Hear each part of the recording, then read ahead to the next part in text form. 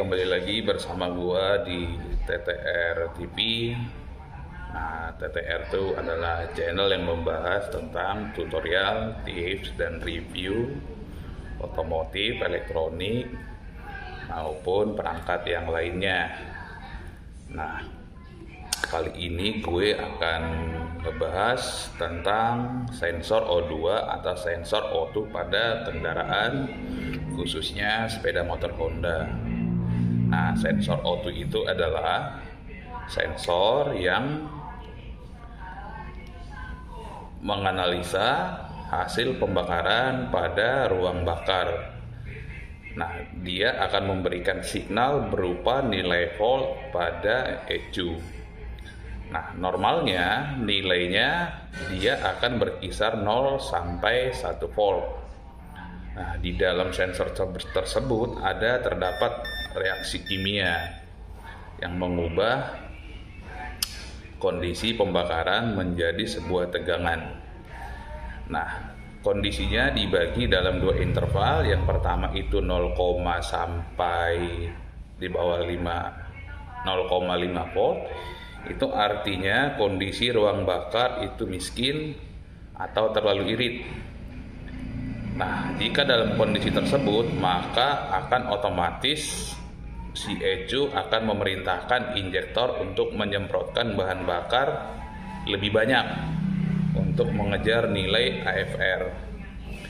Nah, demikian juga sebaliknya, jika nilainya 0,5 sampai 1 volt, artinya kondisi ruang bakar terlalu boros atau kaya. Selanjutnya, si ECU akan memerintahkan injektor untuk menyemprotkan sedikit atau lebih sedikit bahan bakar. Nah, fungsinya itu adalah untuk mengejar nilai AFR.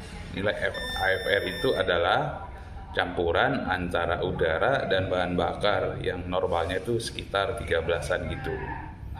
Nah, jadi supaya AFR-nya berada dalam kondisi normal, maka si ECU akan memerintahkan injektor menyesuaikan bahan bakar sesuai kebutuhan berdasarkan hasil analisa dari sensor O2 tersebut.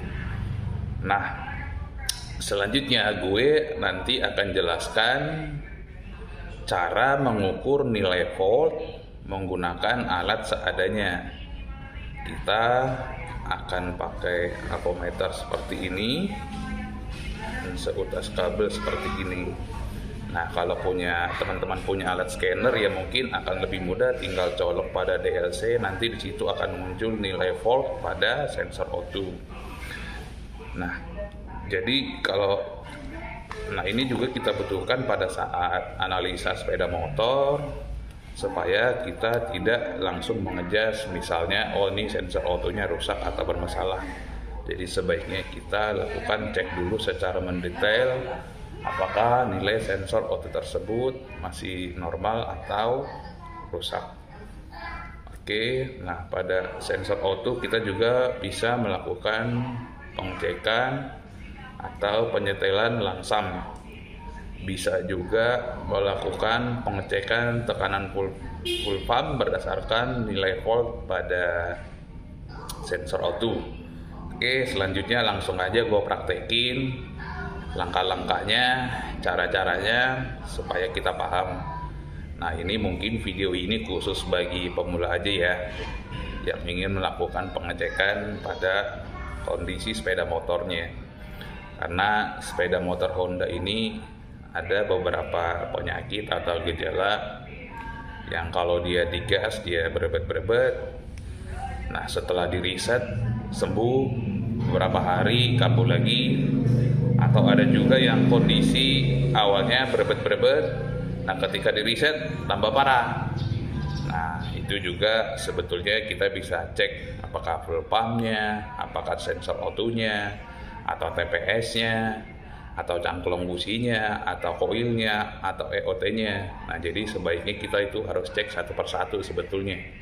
Jadi nggak bisa langsung ini rusaknya, di sini rusaknya, nggak bisa. Oke, cuman dalam video ini gue mungkin lebih fokus pada sensor O2-nya dulu. Nah, di video gue yang lain udah ada juga tuh yang membahas cara mengecek koil, cara mengecek TPS, dan yang lain-lain. Oke, langsung aja kita langsung praktekkan cara mengeceknya. Oke. Nah, selanjutnya gua akan langsung praktekkan cara mengecek sensor O2 tersebut. Nah, sensor O2 adalah ini. Nah, ini berada biasanya dekat knalpot, atau di beberapa sepeda motor ada juga yang di knalpotnya. Nah, sensor tersebut ini fungsinya untuk melaporkan kondisi atau situasi dalam pembakaran. Nah, oke. Nah, kalau kita tidak punya alat scanner, kita bisa menggunakan avometer seperti ini. Nah, lalu caranya adalah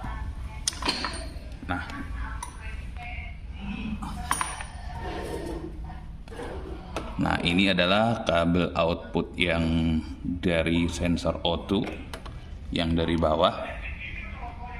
Nah, ini dia sambung seperti ini ke bawah, terus dia berupa kabel tunggal.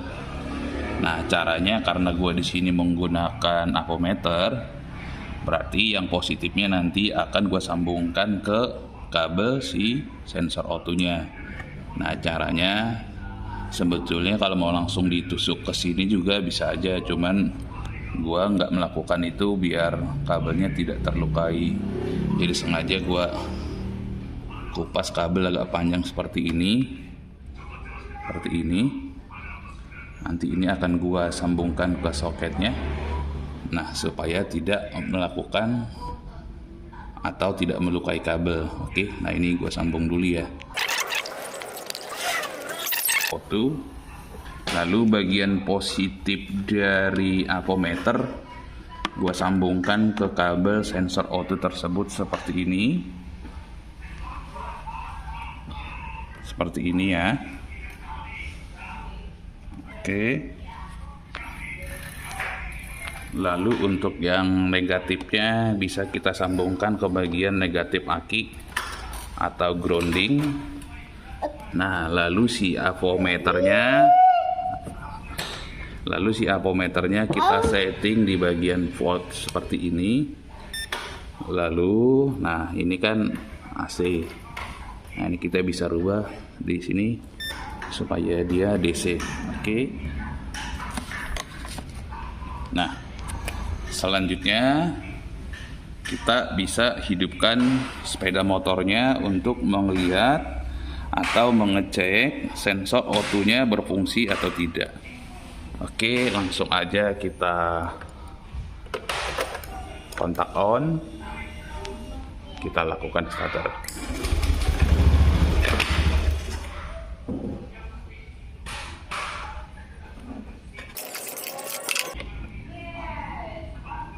Oke.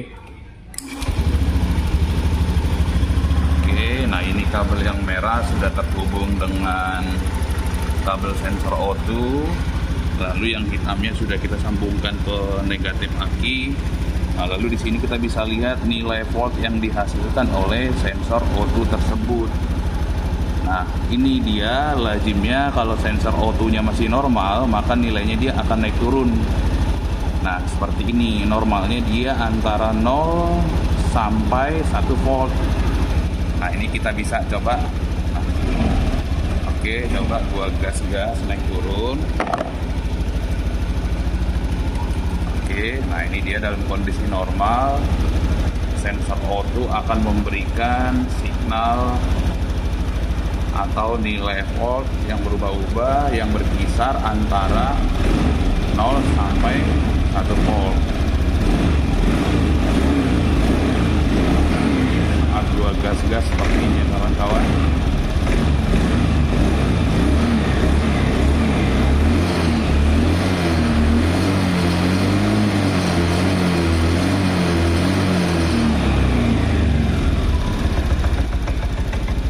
Oke, seperti itu. Jadi nih kalau kondisi seperti ini dapat disimpulkan berarti sensor O2-nya berfungsi dengan normal dan memberikan signal dengan baik ke ECU. Oke.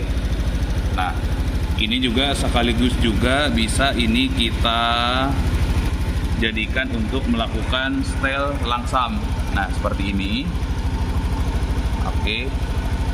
Karena pada sepeda motor Honda setelan langsam itu berpengaruh. Contohnya seperti ini. Nah, ketika seperti ini langsamnya terlalu rendah, dia akan mengunci. Sensor O2-nya tidak bekerja dengan normal seperti ini kawan-kawan. Oke. Jadi ini juga kita harus lakukan penyetelan langsam dengan baik. Nah, oke. Kita sedikit lebih oke.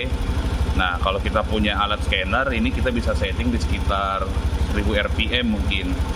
Nah, kalau tidak punya adanya AVO, nah seperti inilah cara men-setelnya kawan-kawan. Oke. Nah, itulah beberapa kegunaan dari avometer ini yang dapat kita pakai untuk mengecek sepeda motor kita, sensor-sensor pada sepeda motor. Nah, satu lagi ya, gua mau sekalian mumpung ini ada di sini. Nah, ini sekaligus juga pada saat full pump bermasalah, kita bisa melakukan juga cek. Nah, sebetulnya sih kalau kita punya pengukur tekanan atau full pump gauk, nah itu lebih baik. Nah, kita bisa langsung jamperkan selang ini ke full pump gauknya. Nah, normalnya Honda itu berada pada 40 PSI. Nah, tapi kalau alat tersebut kita tidak punya karena harganya memang lumayan mahal, kita bisa memanfaatkan avometer dengan mengukur nilai volt yang keluar pada sensor O2. Nah, umumnya ketika dia full pumpnya sudah bermasalah, maka nilai volt yang muncul pada sensor O2 dia akan bernilai di atas 1 volt. Nah, tapi kalau full pumpnya dia masih berfungsi dengan baik, artinya tekanannya masih cukup, dia nilai sensor O2-nya akan seperti ini. Dia bernilai antara 0,0 volt sampai 1 volt. Nah, jadi kita bisa juga sekaligus mengukur tekanan full pump menggunakan atau mengukur nilai dari sensor O2. Oke, jadi sekaligus ini gua udah jelaskan 3 hal ya.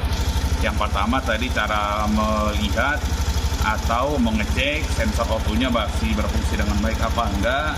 Yang kedua, kita juga berhasil melakukan setel langsam pada idle screw yang ini pada Honda. Sekaligus juga kita bisa mengecek tekanan full pump Hondanya normal apa enggak dengan melihat nilai pada sensor O2. Nah, dia kalau udah di atas 1, pokoknya itu kemungkinan besar dia nilai full pumpnya tekanan full pumpnya sudah tidak normal. Oke, demikian yang bisa gue jelasin di pagi ini. Semoga bermanfaat bagi kawan-kawan, khususnya bagi pemula yang menemukan sepeda motornya berebet-berebet, di riset sembuh tapi kambuh lagi. Nah, semoga beberapa tips ini dapat berguna bagi teman-teman. Nah, jika dirasa berguna, mohon untuk di-share, di-komen, di-like, dan di-subscribe. Dan jangan lupa ditekan tanda loncengnya agar mendapat info-info terbaru tutorial dari gue yang bermanfaat. Sekian dan terima kasih.